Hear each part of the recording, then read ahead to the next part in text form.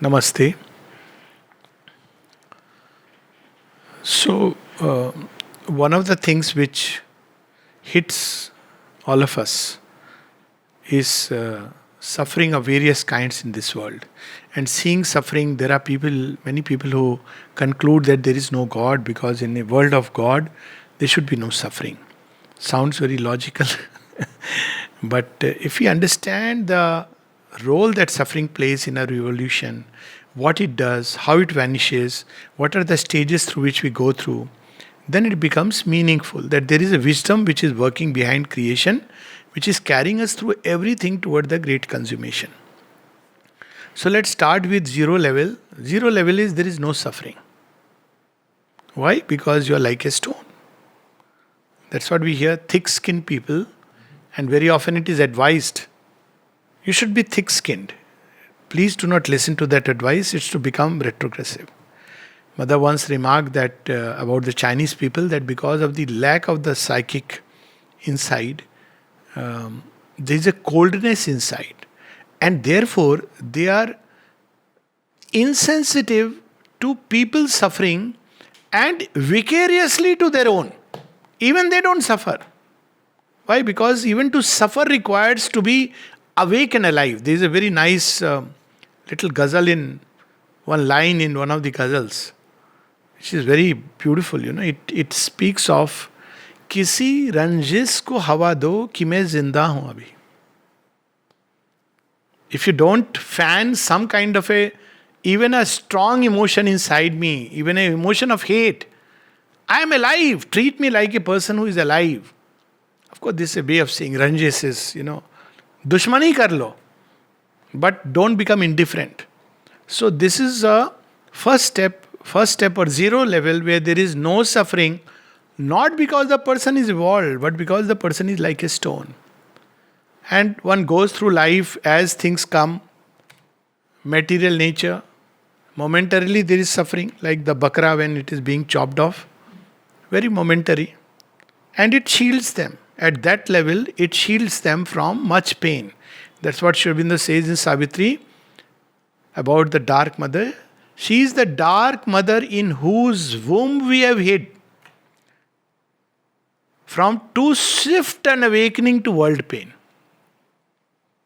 So, cast out from Aditi, first step is dark mother. It's like you are in the womb, you don't know anything.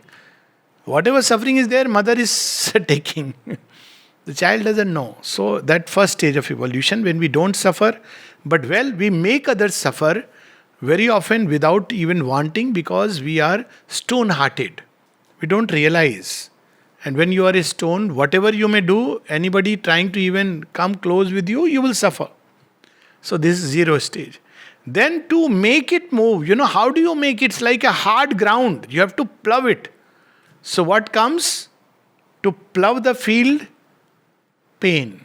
Pain, the dread teacher pain. So what pain does? Makes you feel alive. A twitch here, a twitch there.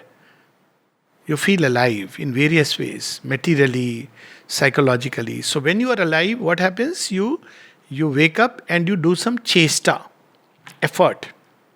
So what is the effort? Because there is a pain, there is a tendency to get rid of the pain. Natural tendency. So what do? We see I am having pain. Let's take an example. Physical pain. So we try to find ways and means that I can annul this physical pain. When I have a psychological pain, what do? We try to find ways and means by which we can annul the psychological pain. So what do? How do we understand? Because there is a veil of ignorance. We think this pain is, psychological pain is because that person, he did this to me. Now you see the second stage is when we have pain but we pass the buck to someone else. Someone else is to be blamed for my pain. So what do? This someone else, out of my way, another someone else comes into me because this someone will give me the happiness that I seek. And it happens with objects also. So we keep on the desired self, which starts finding ways and means. In ignorance, one thinks, and desire gives you momentary happiness. So you feel, yes, this is a remedy of pain. because opposite is pleasure. So we keep on expanding the desired self. But a time comes when it doesn't work. In spite of everything, we still get pain. This personal remedy doesn't work. So we graduate on to the third stage. What is the third stage? We don't blame others. We say, let me look at what is the cause of pain. It must be somewhere within me. So one looks at one's own being, then one realizes, then you have this kind of jnana going, expectations, no? Desires, all these are causing pain because you have reached that third stage where you are looking within for the causes. You are not blaming somebody else.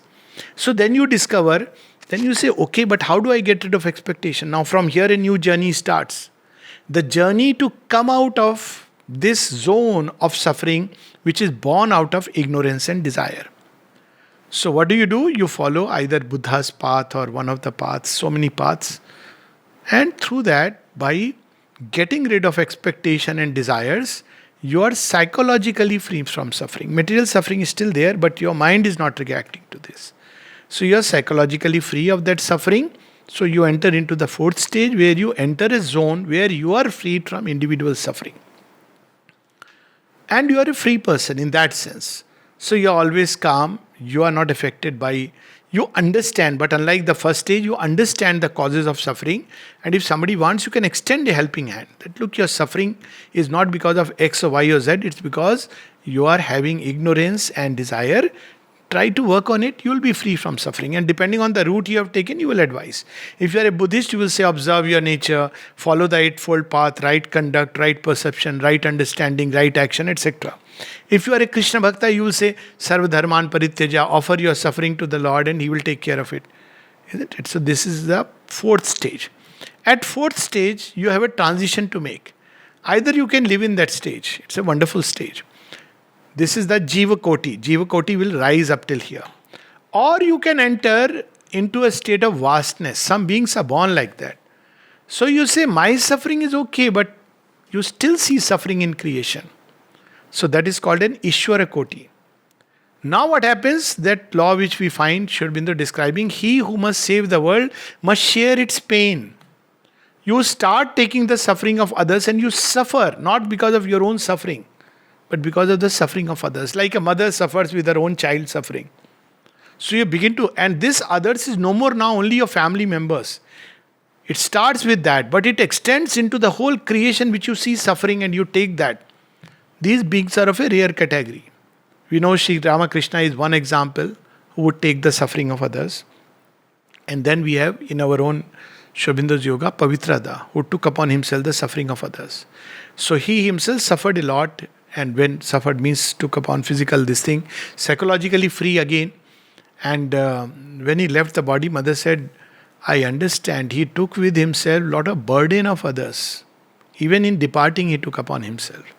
So because you want to heal the cosmic suffering, so you take the pain of others. So what stage is it? Fifth stage, where you take the suffering of others because your being extends. Sixth stage, you want to understand the reason for this suffering of others. So if you have followed the path of individual nirvana, you say, well, this is the cause. As many people, if they follow this, they will be freed. But it doesn't solve the problem. Because how many people? And impulse of creation is not towards nirvana. So at the seventh stage, you say there is something else which we are missing. So then you are actually taking an entry ticket into Sri Aurobindo's yoga, where you discover the real cause of suffering is not ignorance and desire, but matter. Why? Moment you enter matter, there is a cloak of obscurity. That's where ignorance roots are. Matter is the stronghold of ignorance, because behind matter there is forces of inconscient. They are strongest. Subconscient, inconscient. The moment you wear the robe of matter, you forget who you are. That's what ignorance is about. And when you forget who you are, then desire is born. So they have taken this to another level. Problem is with matter. Till you change matter, you cannot heal collective suffering. So this is the seventh stage. So some people say, oh, this is too much. It sounds nice, but let me go back to just my individual nirvana. Jiva Koti. He'll fall back into that. But this is the Ishwar Koti who will be seized by this impulse. If this be the cause of the ultimate remedy, then let us engage into it. So what happens then? If problem has to be solved at a material level, then what will you do? You'll say, I have a little lump of clay inside me. Lord, please do your experiment on this. He will ask you, are you sure? Yes. Is it okay? Okay. Then now he will start working upon this lump of clay. And when he starts working upon this lump of clay, means we don't know how the clay will react. So another kind of diseases, problems may begin because now he is working on this. But there is a big difference when you are having problem, when you are in total ignorance, where you are a prey to all the forces. Here you know that the divine is holding you. It's a controlled environment, so to say. Sri Aurobindo said, no, this is a laboratory of evolution. And then as it is worked upon you, it gets transmitted, the result, into the world. So this is the project which is going on, 7th stage. And as it gets completed more and more, the world will emerge out of suffering. Matter must change. And matter-based life, which means basically the human body and the body cells, to make it very simple. So what happens? So what we have to do? How will the body and the body cells change? Body and the body cells must awaken to this possibility and have faith that the grace can do everything, not just the mind. But what is the role of the mind? Role of the mind is as an intermediary. Because the body, unfortunately, is a docile instrument. Whatever the vital tells it, have you noticed you are feeling very sleepy and suddenly somebody calls up, says, let's party. Or some phone call comes of a friend and you are busy chatting, not realizing that your sleep hour has gone. As youngsters, people go through this phase and basically the vital has over, or you are going for a party, your sleeping time is over. But 11:30, 12 you are chattering, then you come back and lie. Why? Because the vital has pushed the body and the body is a docile instrument, it listens. Or the mind. Mind tells the body, do this, don't do this, if you take this you'll be fine, if you don't take this. So body says okay. So we can tell the body, if you take remdesivir injection you'll be fine. The body says please. They have found there were many fake injections. They should have done a study also. How many recovered with the fake injections? Because the body has been given faith in a medicine by the mind. So mind is a mediator divinity, as Sri Aurobindo puts it. So the moment the mind receives a truth, it must try to channel it to the body. And the body listens because most of the time it's a docile instrument. So when the mind tells the body, you'll be okay. You have a pain here.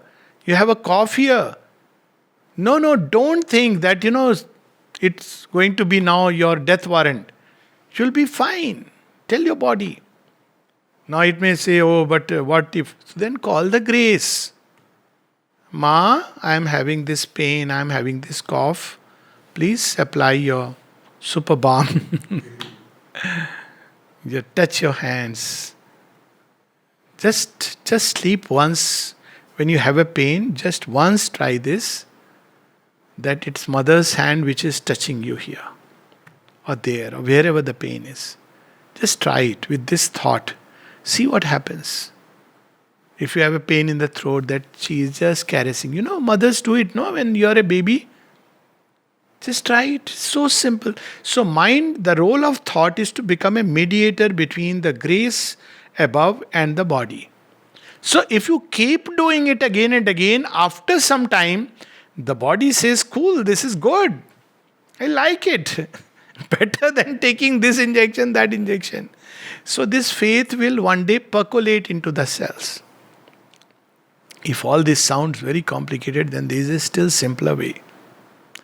The mother has done the sadhana of the body for all of us. So when she was asked by the disciple, Mother, how will we do it? It's so difficult. Why? Because the body is under all these forces and it's not easy to go through this change of matter. You are not doing it for yourself, mind you. It's for the earth. She said, who is asking you to do it? I'm doing it for you, na? So, mother, what we should do? Just open yourself to me. How to open? This is the other part. How do we open to somebody? How do we draw somebody's attention? By calling the name. There are 10 people in the world. You suddenly say, Are Sunna, and you say the name. Even you don't have to use the name. The person understands your intonation. Yeah, Are Sunna is for me. Hey, you. So the person turns, isn't it? Now, if we form this kind of relationship with the divine of calling her name, Ma, is it so complicated? Then she comes because we have formed that. She'll come even otherwise if there is an intense aspiration. But as I said, it is very difficult if you try it just suddenly in the moment of distress. When you have formed the habit of calling her name, she will come. Shurabindo Nami Anando. He will come. And when they are there, what force can ever intervene? So how are you doing it? You're doing it with the mind. Doesn't matter. Somebody has faith in Krishna. It doesn't matter actually. In divine, in some form. So when the divine presence is there, the first effect is that fear goes away, which is the real problem. And what is a virus before and the forces behind before Kal, when Mahakal comes? So this is the way to follow to finally heal all these suffering and its real possibilities.